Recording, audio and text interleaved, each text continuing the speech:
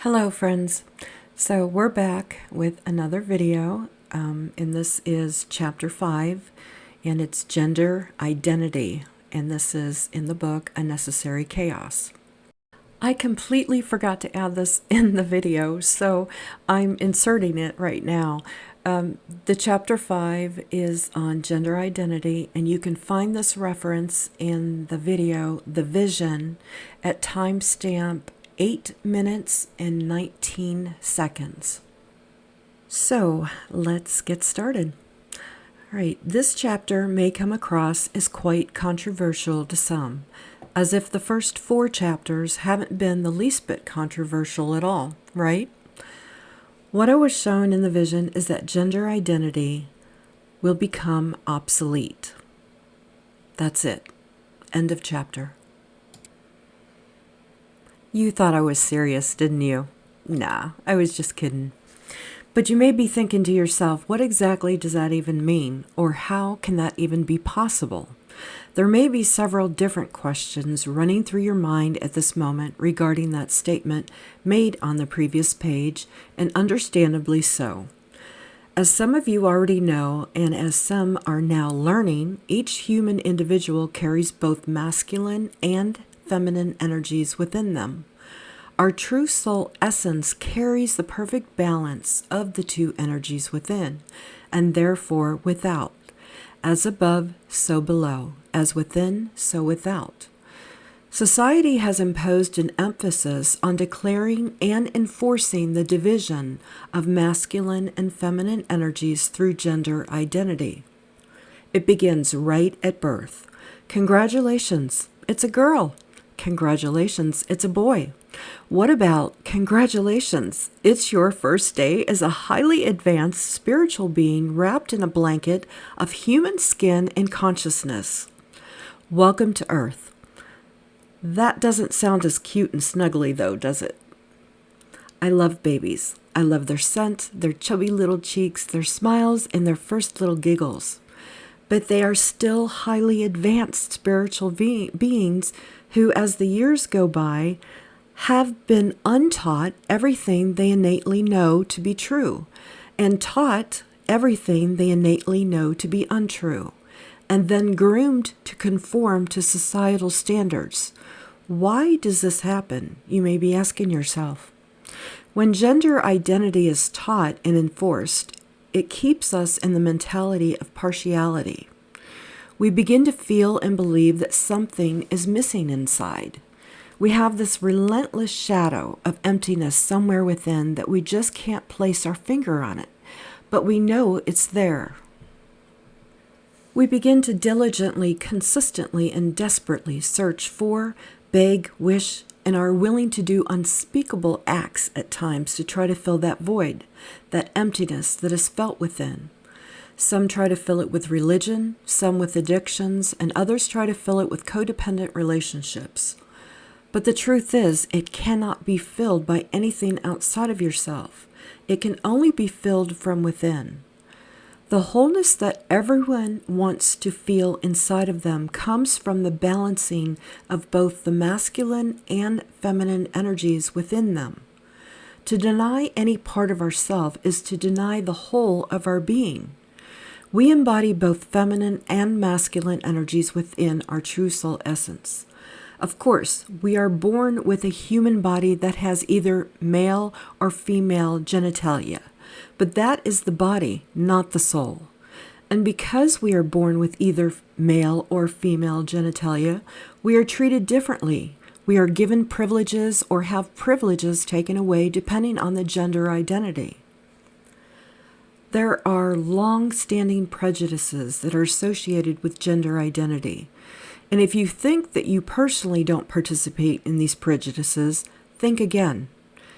Participation has been ingrained so deeply that it has become an unconscious, repetitious act, sort of like an autopilot. It's just something you are so used to accepting that you don't even think about it or question it.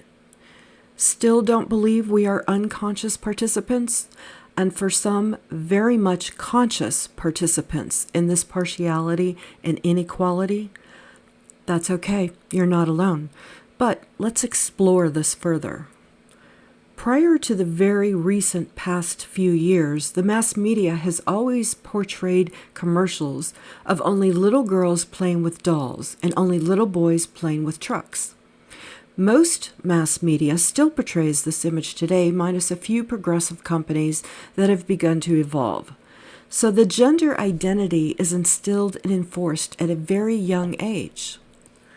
There are male sports teams that have female cheerleaders that cheer them on and encourage crowd participation, even at the early stage of grade school.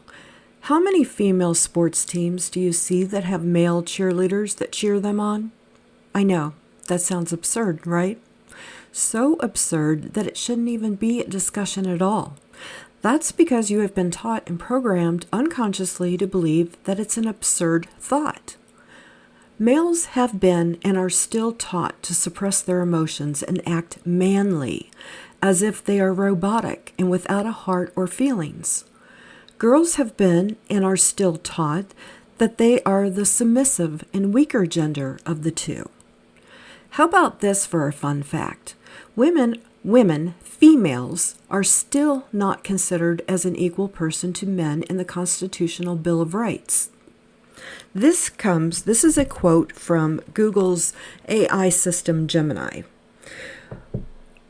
While the U.S. Constitution and Bill of Rights guarantee equality under the law, they do not explicitly mention gender equality, leading to the ongoing debate about whether women are truly considered equal.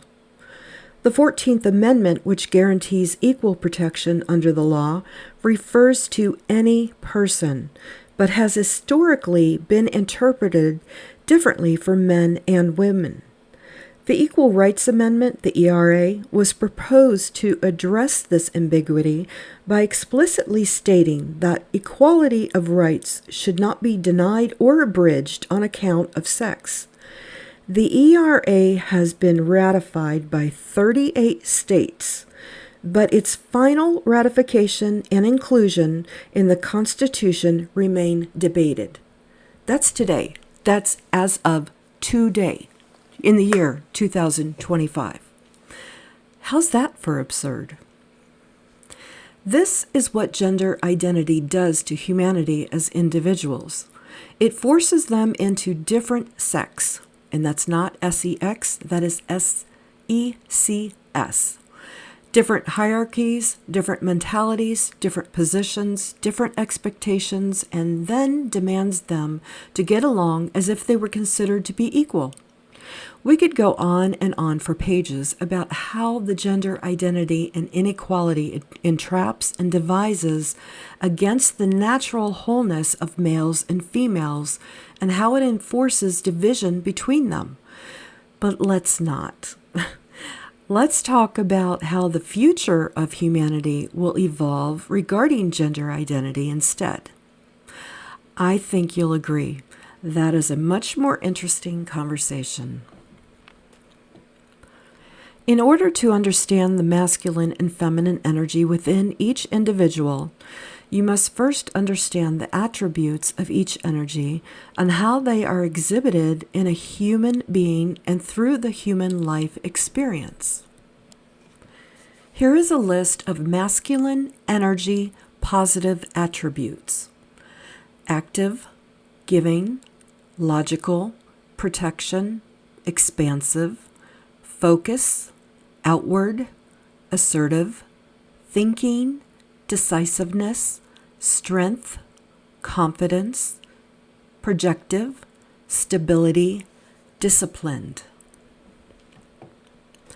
This is a list of feminine energy positive attributes: receptive, intuitive, nurturing, creative, feeling, flow, surrender, inward, allowing, passive, sensitivity, ease, patience, empathy, understanding. I'm sure after reading or hearing those two columns, you can recognize where in your life you have displayed or do display some of these attributes, or maybe even most of them from both columns if your energy is well balanced. Now, each of these energies also have negative attributes that can arise in your life too, especially if you are living unconsciously. We can also use the terminology of wounded to describe these negative attributes. I believe it's only appropriate to list the negative wounded attributes of each energy as well, so that you may recognize where they may possibly be showing up in your life and in your experience with others. So this concludes this video, the first part of Chapter 5, and in the next video we'll begin with the negative attributes of the masculine and feminine energies. And I'm sending you lots of love, lots of light, and lots of activation energy.